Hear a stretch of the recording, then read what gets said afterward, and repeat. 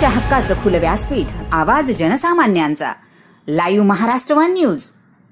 दिनांक 9 ऑक्टोबर 2025 रोजी पुणे येथे झालेल्या जिल्हास्तरीय किक बॉक्सिंग या क्रीडा प्रकारात आपल्या श्री वर्धमान विद्यालय वालचंदनगरच्या विद्यार्थिनींनी खालीलप्रमाणे उत्तम खेळी करून यश संपादन केले. खेळ प्रकार किक बॉक्सिंग.